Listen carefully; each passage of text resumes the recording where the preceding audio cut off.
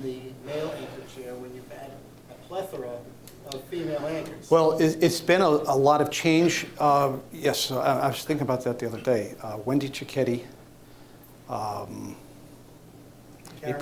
Karen Myers, April O'Dell, Christina Myers, Allison Alexander, Ali Cowley, and now I have Alana Cerrone, Alana O'Hare, and now another co-anchor starting in another couple of weeks. So what is that? Excuse me, what is that, 7 in 22 years? I mean, a lot of them wanted to leave the business. A lot of them wanted to move on in their careers. They weren't from the area. It wasn't for them, wasn't a right fit kind of thing. You know, they wanted to do something else. A lot of times people think a job is something, and then when they get in, it's not what they thought it was. And it didn't really work with their lifestyle or whatever it is. They want to have a family or whatever. But there's a lot of reasons behind it. There's not one particular reason. Unfortunately for us, it's bad because viewers get attached to somebody. I really liked working with Karen. Viewers liked her, I think. But then it didn't work out. And there's the other thing, too, ownership changes. I don't know if you realize how many ownership changes. Yes, Channel 6 has had them. Channel 10 has had them. Channel 12. In the 22 years I've been here, we've changed ownership. Freedom, Global, Citadel, and now Standard. So that's 4 in 22 years. Channel 10, when I first got here, was owned and operated, called O&O, by NBC. NBC sold it to Media General. Media General sold it to Sinclair, and Sinclair is massive now. Sinclair is the largest single station holder in this country, along with Nexstar. Nexstar owns Channel 12. So the problem with that is you have all these corporate station groups owning where the smaller ones have now gotten eaten up because they can't survive. It's just like a small business owner trying to compete against Amazon or whatever. So I think that's a problem for the industry going forward too, because now they control so much. And when you're asked about News Nation, that's a Sinclair thing where they're trying to go, instead of getting on a cable channel, they're trying to create a network locally, at the local level, through their stations, which is smart, actually. Business model-wise, it's very smart. So instead of spending zillions of dollars to get on a cable channel, they can do it organically through local stations across the country. But again, that's more of a Republican right, I'm going to say right wing, that's not right, but more conservative viewpoint. So the big, So the big networks like ABC now, how much control, or is that just a feed you can pick up whenever you want? Right. We're completely separate from them. What David Muir reports on, we don't know until they report on it. If there's a local connection, every once in a while, they'll tip us off through something called Slack. They let us know, hey, Providence, here's a story we're doing about a Marine from there who saved somebody somewhere. You know what I mean? So if there's a local connection to a story, they'll let us know. But by and large, they're doing their own thing. I was actually going to ask the question before you mentioned about all the ownership changes. How has that impacted, influences what you have to do? Or are they more hands-off for your experience? The last 2 owners have been pretty hands-off. The owner who hired Buddy Cianci, his name is Kevin O'Brien. He's an old TV guy, so he loved being in it. He liked think of him in a football analogy I would use as Jerry Jones. He likes the idea of being involved in the day-to-day stuff. But these last 2 ownership groups, they kind of just leave people alone and do their own thing. They'll, from 30,000 feet tell you what to do. But for the most part, they leave you alone in terms of, where you go. But they set the tone for what they want in terms of how the station looks, what the graphics package is. And unfortunately, the change we made over with our news playback system is awful in plain English, and it's frustrating to all of us to the point where the viewer can't hear very well, which is, the absolute worst thing that we could have, or one of the worst things. Yes, sir. How is your industry handling it? I don't know anybody today in a lower demographic age group than what's in this room that watches local news. It's a problem.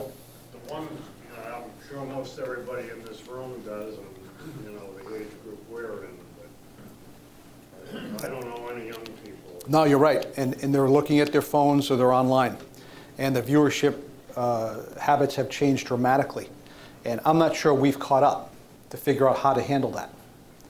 And that's another problem, because now you're going to have a whole generation of people who are totally uninformed, or they're getting their information online from sources that are not credible sources of information. So think about that. So if you've got an 18 to say, let's go to 35. 18 to 35, because that's a demo that advertisers care about.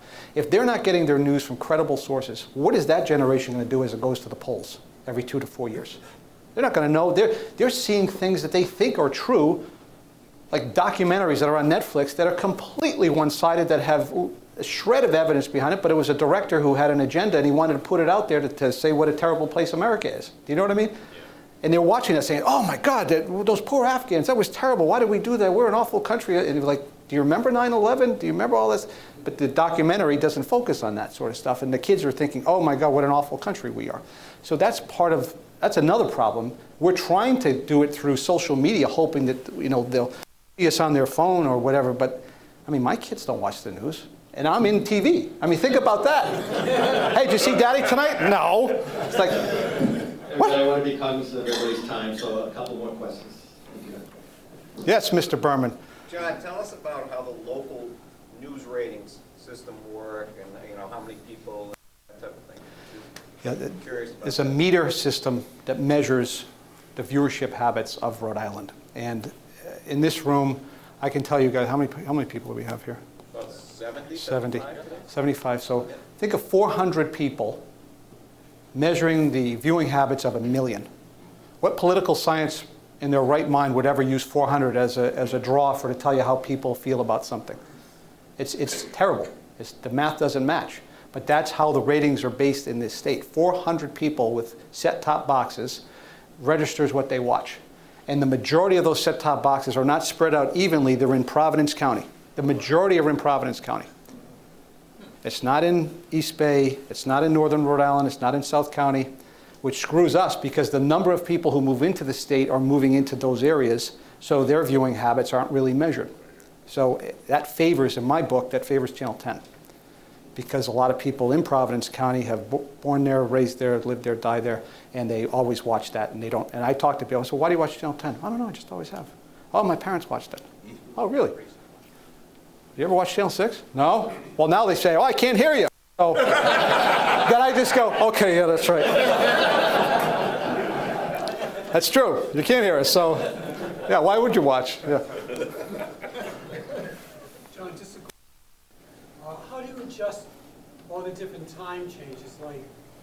Like I never seen so many stations compete for, Channel 12 has their news from 4:30 to 7, and this one has it from 2:30 to 3:30. And then you get the Fox at 10, but it's the same station as 12. Yep. And trying to get that jump on stuff. How do you adjust your timing on well, that's when you're on and when you're not on? that's I would love to do that, honestly, because my favorite part of the day is being on TV.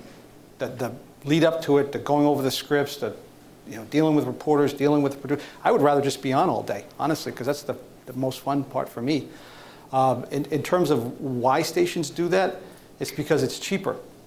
Because you can have two anchors, one anchor, whatever, a producer, meteorologist, couple of reporters, and whether they do 2 hours of coverage or they do 6 hours of coverage, they still get paid the same.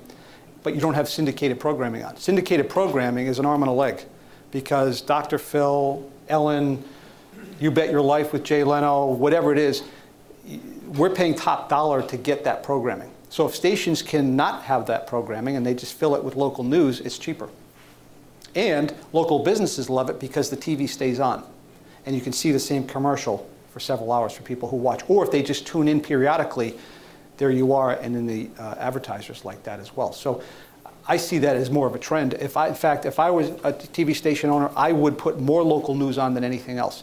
And I think eventually what's going to happen is, in our case, ABC, we pay them to show their product. When I first started, they paid us millions of dollars. Now we pay them millions of dollars. And it's getting to the point where that's not sustainable. So what's going to happen is you won't have ABC programming on Channel 6 anymore. I don't know how many years that's going to be, but what they want to do is they want to take everything streaming.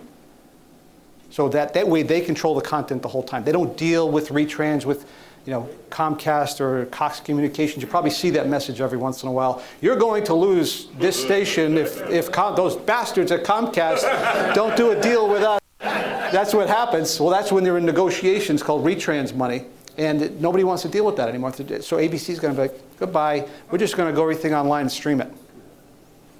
So you won't even have Channel 6 on, or Channel 10, NBC, or whatever it is, CBS. Yes, sir. Last question. Talking about conspiracies. All right, hey, gotta go.